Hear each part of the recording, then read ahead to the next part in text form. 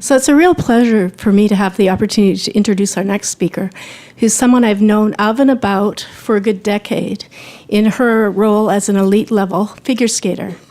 And she was the 2008 Junior World Ladies Champion, and she was the 2010 U.S. National Ladies Champion, and she was the 2010 Olympian. But not only has she had a stellar athletic career, she's also embarking on a very important academic career. So she graduated from Stanford in 2015, and she has started a Ph.D. program at the University of North Carolina, Chapel Hill, under the direction of Dr. Cynthia Bulik. So I would like to introduce Ms. Rachael Flatt.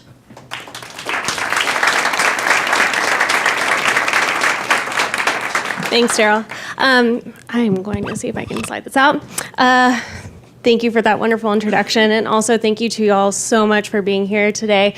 Very much appreciate it. A little bit about my background. Like Daryl said, I was an Olympic figure skater. I started when I was 4 years old and completely fell in love with the sport.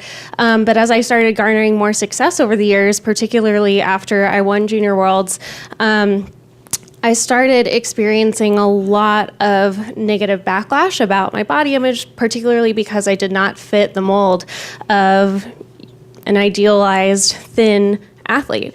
In skating, obviously, it's an aesthetic sport, and there's a lot of value placed on how you look.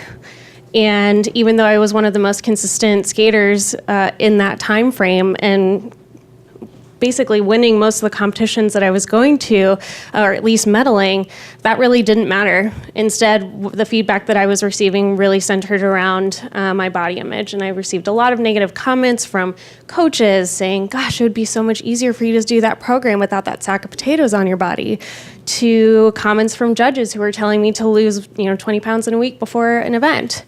So kind of given that environment, it's unsurprising that we see a much greater prevalence of eating disorders in athletes. Most of the research suggests at this point that we see somewhere between 6 and 30% of athletes, especially on the elite end, developing an eating disorder, whereas that's compared to somewhere around 1% in the general population. And I'm so fortunate that my parents were there to support me through those really difficult times. And I honestly attribute the fact that I did not develop a full-fledged eating disorder because of them. And I'm so grateful to them throughout that experience.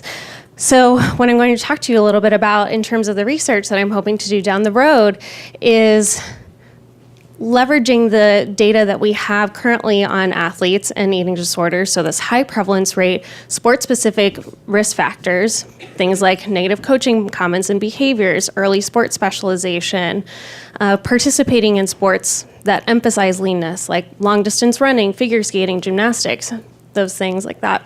Leveraging the data that we have to start personalizing technology-based interventions.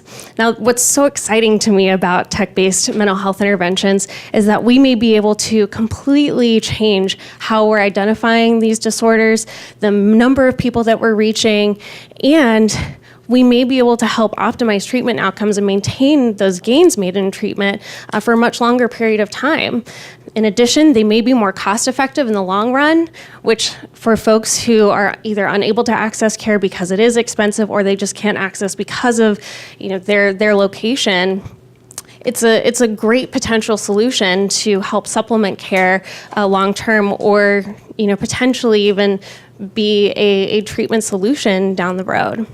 So one model that I will present to you right now is based on the model developed by Drs. Barr Taylor out of Stanford and Dr. Denise Wolfley out of WashU in St. Louis. I worked with them for a number of years before moving to UNC Chapel Hill. And their model consists of an online screening tool, and you triage folks into low risk, high risk, and full or subthreshold eating disorder diagnostic categories. For the low risk group, and I apologize, I don't have a slide to work off of, so bear with me on the visualization. But for the low risk group, you provide them with an online general wellness program. For the high risk group, they get a prevention program. And for the full or subthreshold group, that's when you provide the intervention materials. Now, unfortunately, a lot of that material is very broad strokes at this point, and it makes it easy to implement at this point. However, it's not really tailored to your specific needs. So while you may be engaging in activities like meal planning or identifying triggers, things that you would usually do in treatment, it's not necessarily tailored to what your specific needs are.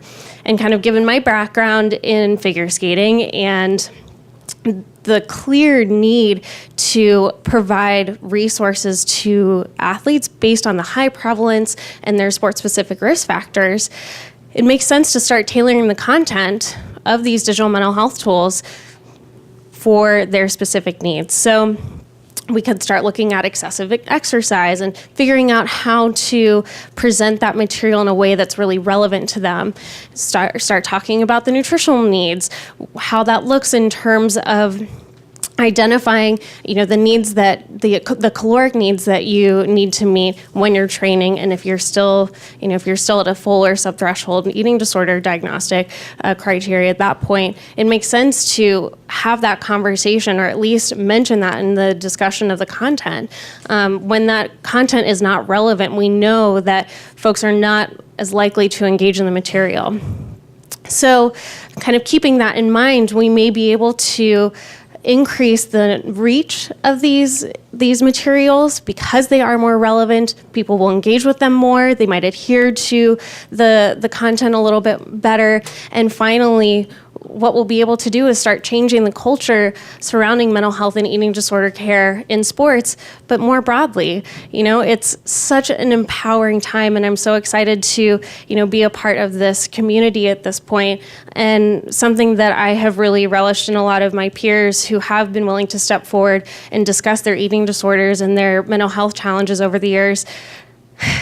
People stand up and listen to these folks who have had these really inspirational careers, but when you don't talk about the challenges that you face on a day-to-day basis, it's really hard to look at them and see them as a human and see them as a person who has dealt with really, really tough circumstances throughout the year. So I'm really excited to be embarking on this journey, hopefully developing tailored digital mental health tools for athletes and other populations more broadly down the road, and delivering care to folks who need it most who may not be able to access it. So thank you so much for having me, and I'm happy to take questions.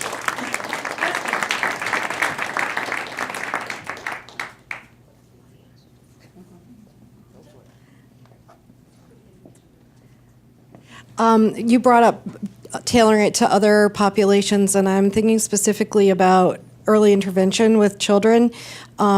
When you look at the personality traits that are consistent and or maybe potentially early indicators, and creating a model for treatment for parents and for maybe physicians, so that I'm just thinking about my own daughter. I was told she had anxiety. I was told she had a rigid personality. There were a lot of red flags, but I had no idea that they pointed to this potential outcome. And I just was thinking that it may be a way for you to get a lot of people on board with preventing this in the first place. Yeah, absolutely. And with things like the NITA screen, we've had, I've worked on that team as well. We have seen folks who are coming to that screen as young as 8, 10 years old. And so we're able to identify folks who are, at high risk for developing eating disorder or potentially already symptomatic at this point, and being able to connect them with resources right then and there, if they're not able to access care immediately, is something that I think is incredibly valuable. And tailoring it to their needs, like whether it's their age, their education status, their SES, that may warrant a lower tech solution, things like that. I think that's incredibly important. All right. We have time for one more. Back here.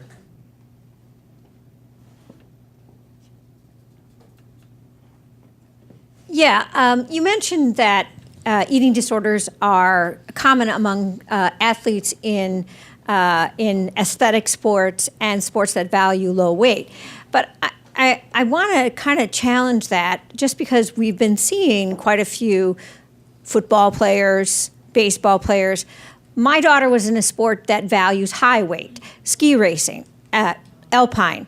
And I think it's more about the athletic personality, the personality that wants to do the best all the time. And I mean, she absolutely did not want to be thin. And so I think that it's important to target athletes and to realize it's certainly more visible among, the aesthetics, but it's also happening among all athletes. Oh, absolutely. I completely agree with you. I think just most of the prior research at this point has focused on sports that emphasize leanness. But anecdotally, of course, that definitely makes sense. And again, more research needs to go along those lines and really identify the factors for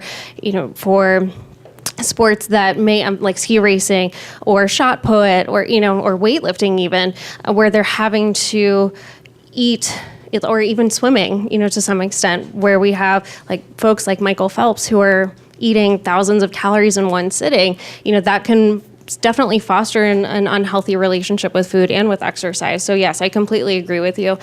So figuring out what those needs are based on the screening information that we can garner would be very helpful in tailoring those interventions to their needs. Yeah.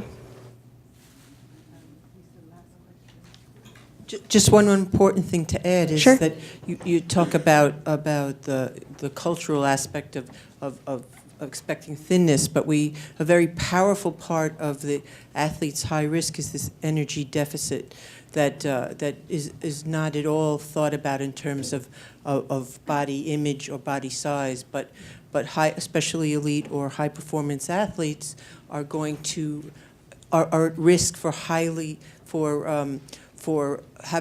creating an energy deficit because they are not eating as much as their body needs to maintain their body fat, and so they lose weight. So I think that's another very important aspect that has nothing to do with thinness. Yeah, absolutely. And I think that's been discussed a little bit today already, in making sure that if, these folks are still training while they're receiving treatment, that they're not staying at this energy deficit throughout their training. So yes, great points. I think with that, thank you. Much.